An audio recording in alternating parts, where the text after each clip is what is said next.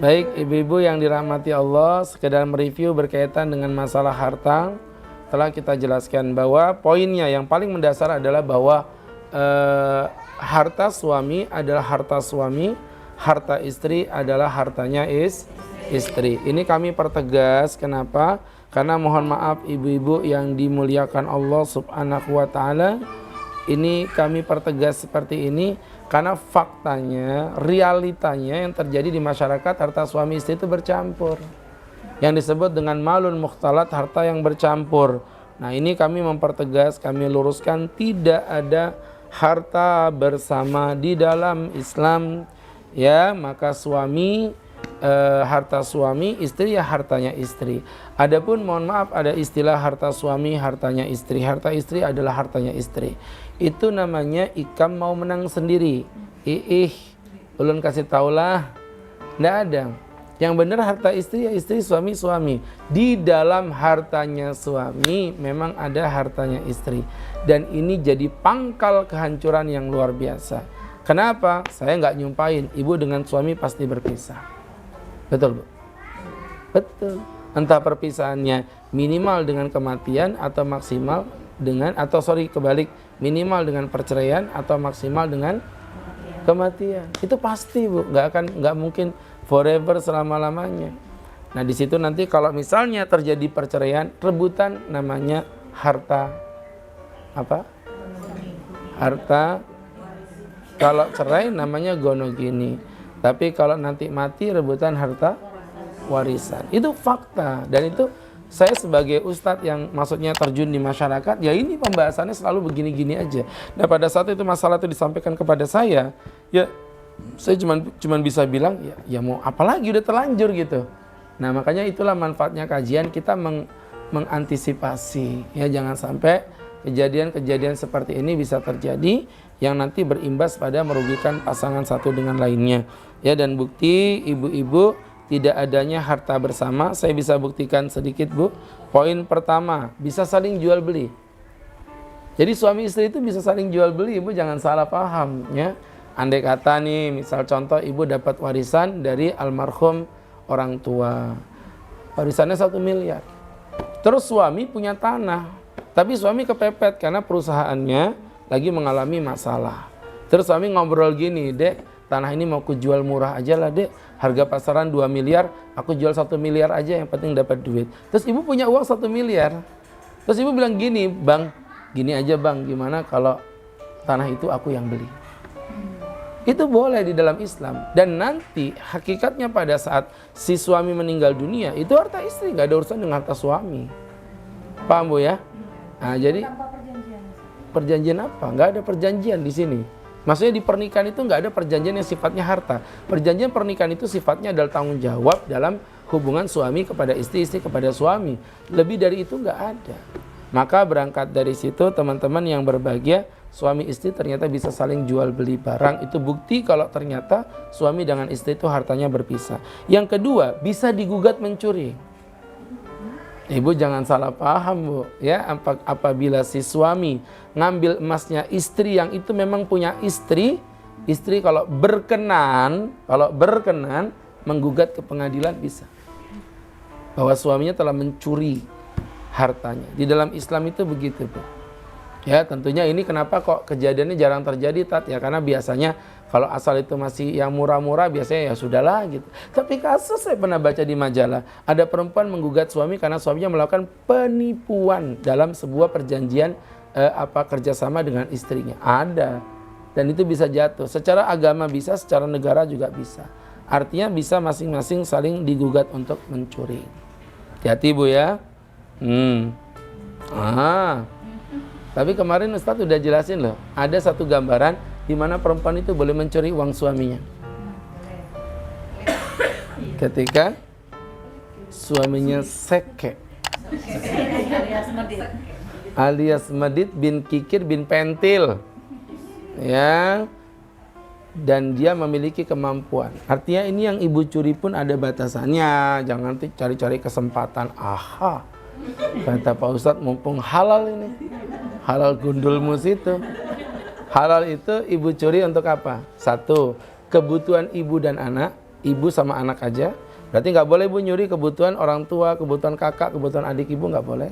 Dan yang kedua, kebutuhan yang memang ibu butuhkan dari sandang, pangan, papan. Sandang itu ya baju yang menutup aurat.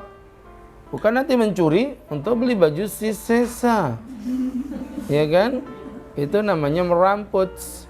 Ya, seperti itu. Jadi mencuri untuk beli baju menutup aurat, soalnya bajuku udah pada robek, jilbab nggak ada, suami nggak mau beliin. Nah, itu baru dicuri halal.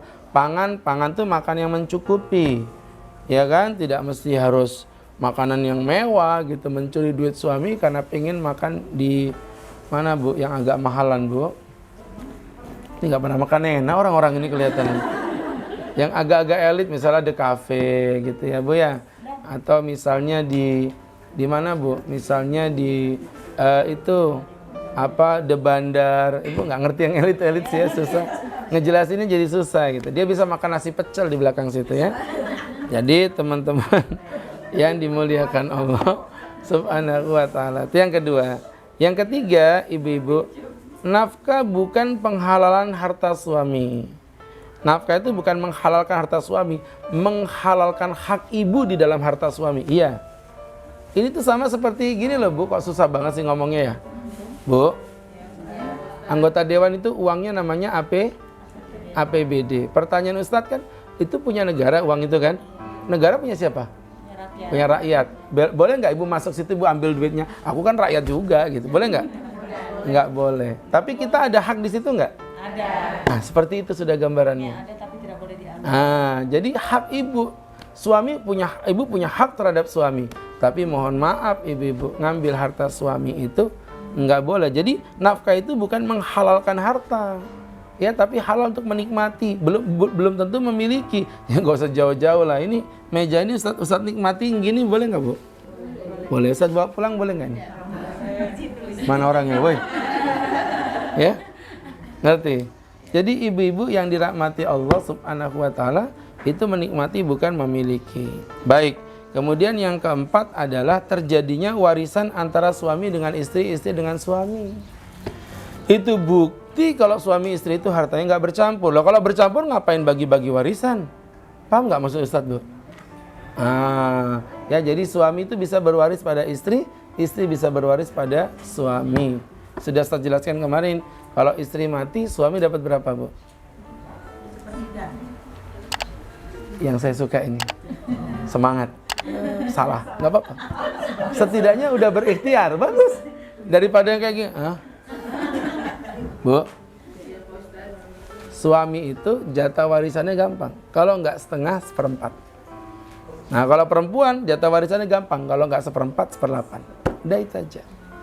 Jadi laki-laki kalau nggak setengah, seperempat. Kapan dapat setengah? Kalau nggak punya anak. Kapan dapat seperempat? Kalau punya anak. Jadi kalau punya anak laki-laki seperempat, kalau perempuan, kalau laki-laki nggak punya anak seperdua. Nah kalau perempuan tinggal dibagi dua. Ya, gimana dibagi dua? Loh, kalau seperdua dibagi dua berapa?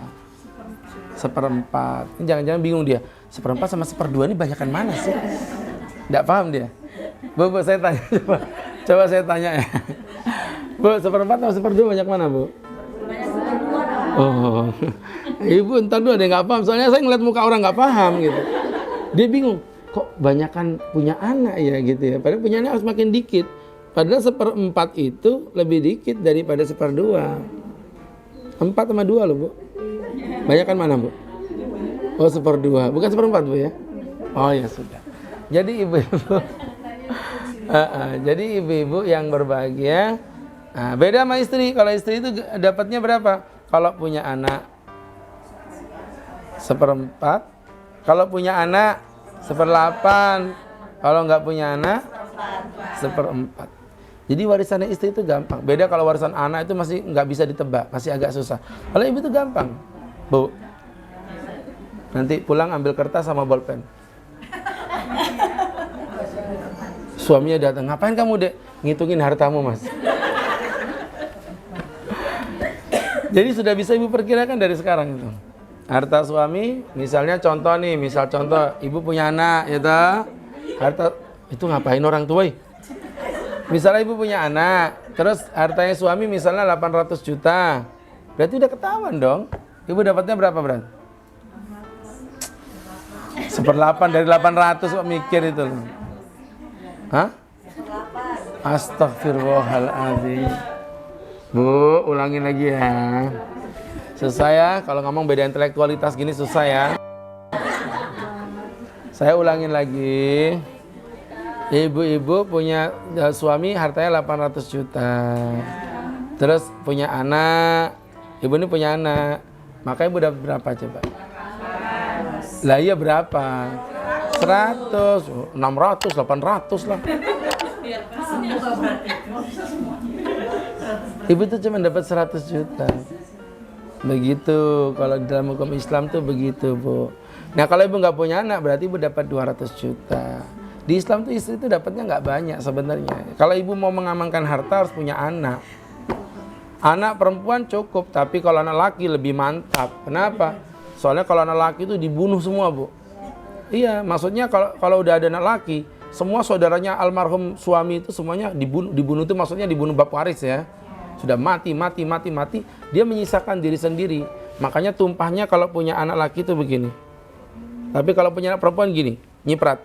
Masih ada jatuh tapi nyiprat. Kalau nggak punya anak, tebaran airnya nggak tahu kemana-mana. Istri cuma dapat sedikit. Ya, istri itu cuma dapat segitu aja. Jadi kalau suami ibu punya 800 juta, ibu cuma dapat 200 juta. Tok. Yang 600 tuh ke saudara-saudaranya, ke macam-macamnya, begitu. Makanya dari situlah ibu-ibu harus bisa mengamankan mana harta ibu, mana hartanya suami, supaya nanti kalau suami meninggal dunia, itu harta yang ibu cari bareng-bareng tadi itu tidak lantas dibagikan ke keluarganya dia. Ngerti gak maksud Ustadz, Bu? Nah, itu makanya dari situlah ke Islam itu maunya apa? Udah dari awal clear aja. Kalau ibu kan enggak, udahlah Tat, kami lo suami istri bersama untuk selama-lamanya, red, ya. Giliran mati baru kelahi, ya. Iya, Bu, makanya Ustadz bilang harus jelas, clear dari awal. Makanya Ustadz minta ibu-ibu mohon maaf dalam bab masalah harta diklarifikasi. Nanti silakan. Ini yang gede-gede ya, rumah, mobil, emas gitu. Bukan nanti sendok punya suami, garpu punya istri. Kalau kayak gitu stres memang ibu nanti. Kalau perlu ranjangnya ibu garisin polis lain gitu ya. Ini areaku mas, ini areamu. Kapan punya anak ya? Emang bisa online. Jadi teman-teman yang dirahmati Allah Subhanahu wa taala. Sendok gelas, kalau perlu karpet dikasih batas ya. Jadi teman-teman ini yang gede-gede aja. Ya, jangan pernah ngomong ini punya siapa, punya kami bersama. Itu mungkin bahasa etika boleh lah. Bahasa etika itu bahasa adab, Bu, ya. Ini punya kami bersama. Tapi kalau realitanya jelas, ini punya siapa. Tat, kalau satu rumah tapi pakai persentase boleh, Tat? Boleh. Boleh, Bu. Contoh ini rumah siapa? Rumah kami berdua, tapi ada persentase, nggak apa-apa. Contoh berapa? Dulu rumah ini dibeli berapa harganya? 1 miliar, Tat. Duitmu berapa? 700 juta, Tat. Duitnya suami berapa? 300 juta, Tat. Berarti persentase 70/30. Ternyata kena IKN, rumah ini jadi 10 miliar. Maka ibu dapat 7 miliar. Suami dapat 3 miliar. Ya. Itu 7 miliar kalau ibu buat beli apel ini, tenggelam kita di dalam begini, Bu, ya. Jadi sampai petani apelnya ibu bawa ke sini bisa itu ya. Jadi teman-teman yang dirahmati Allah Subhanahu wa taala, kenapa? Alah pakai bas kerupuk lagi. Orang apel yang mahal aja kita nggak bisa napas pakai kerupuk, ya. Kayak gini nih. Udah nanti langsung praktekin di rumah ya, hitungin semua harta suami itu berapa itu hitung. Ya, Bu ya. Makanya harus jelas. Makanya ibu jadi perempuan tuh harus yang pintar. Kalau suami punya sesuatu itu bersenggol-senggol. Mas, tanahmu kan banyak banget mas, coba yang itu kasih aku aja mas. Udahlah dek, ini kan harta kita bersama. No. Istri muridnya Ustadz Agus, maaf ya. Sudah nggak mempan. Bahasa begitu tuh nggak mempan. Yang benar sekarang mana punyamu, mana punyaku mas. Nanti setelah sudah jelas statusnya, baru kita kelola bersama-sama itu nggak apa-apa mas. Tapi statusnya harus jelas siapa yang punya. Emang apa sih bedanya? Bedanya kalau kamu meninggal dunia mas, itu nggak masuk dalam bab waris. Kalau nanti kamu meninggal dunia, itu harta bersama, dibagi waris. Apalagi kita anaknya perempuan mas, kata Pak Ustadz masih nyiprat-nyiprat. Kalau anak laki mantep, Bu. Serius, anak laki itu ya, saudara kandung aja loh, Bu, habis, Bu. Saudara kandung itu saudaranya mayat. saya punya saudara kandung. Saudara kandung saya ini hidupnya mapan. Kerjanya di Kairo, di Mesir. Kemarin telepon saya, Mas, aku alhamdulillah anakku lahiran. Alhamdulillah. Laki apa perempuan? Perempuan. Astagfirullahaladzim. Kenapa? Aku tidak dapat warisan lagi dari kamu sudah selama-lamanya. Kurang ajar mas ya. Kenapa? Karena kalau punya laki-laki, saya ini saudara kandungnya, sependeritaan senasib sama adik saya ini. Nol. Kalau anak perempuan, Ustadz masih ada harapan dapat. Masih ada harapan dapat kalau anak perempuan. Tapi kalau anak laki-laki udah close. Makanya paling enak, saya paling suka kalau orang minta, tolong hitungin warisan. Ada anak laki nggak? Ada. Ya sudah sini. Kenapa? Karena cepet ngitungnya. Tapi kalau agak ada anak laki-laki, ngitungnya agak lambat. Mutar-mutar dulu.